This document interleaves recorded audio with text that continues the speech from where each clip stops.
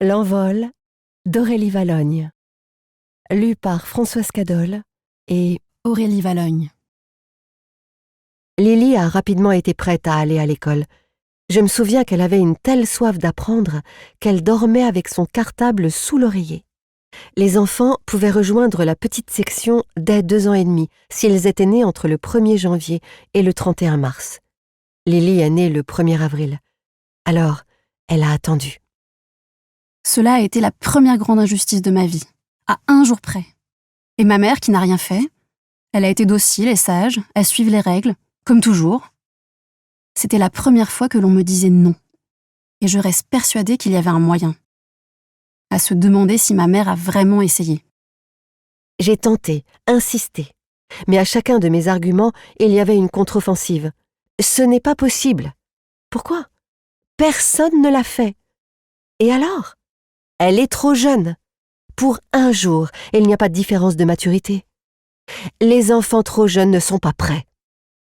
Elle, je peux vous le dire, elle est prête. Prenez-la à l'essai, vous verrez. Elle est même déjà propre. Madame, c'est injuste, mais c'est ainsi. Et il nous faut mettre une date limite et nous y tenir. Sinon, chaque année, on aura des demandes de dérogation à n'en plus finir. Surtout qu'ils pensent tous avoir des petits génies. Je suis là pour gérer les enfants, pas les parents. Désolée.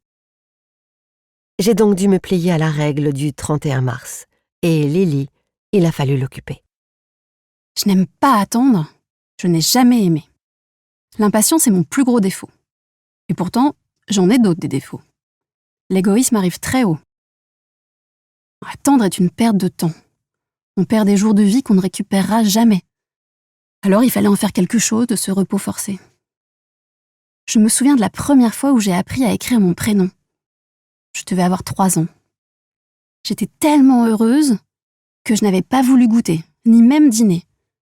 Oh, j'aurais pu mourir de faim, je m'en fichais. J'écrivais « Lily, Lily », encore et encore. J'en voulais presque à ma mère de ne pas m'avoir choisi un prénom plus long ou plus compliqué, comme Apolline, ou Abracadabra, ou Anticonstitutionnellement. Et le lendemain, j'ai appris à écrire mon 2e mot. Maman. Avant, je ne m'étais jamais trop inquiétée. Lily n'avait pas besoin de grand-chose pour rester tranquille. Des feuilles, des crayons, et elle était contente. Mais là, elle tournait en rond à la maison.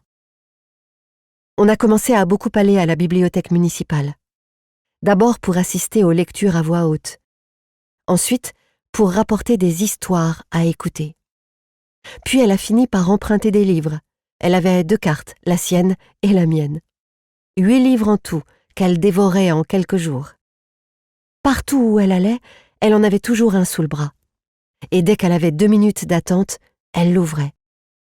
Au supermarché, je la laissais au rayon livres. Elle s'asseyait et restait là, à enchaîner les bouquins, pendant tout le temps que duraient mes courses.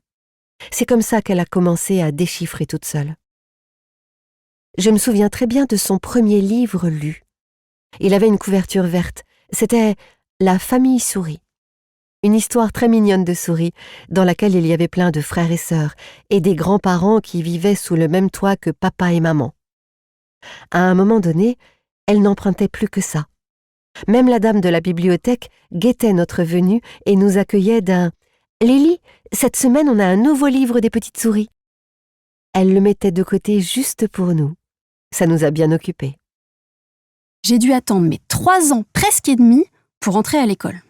Et, un lundi 15 septembre exactement, à 8h20 précise, j'ai eu le droit d'intégrer ma classe. J'étais morte de faim, d'apprendre et de savoir.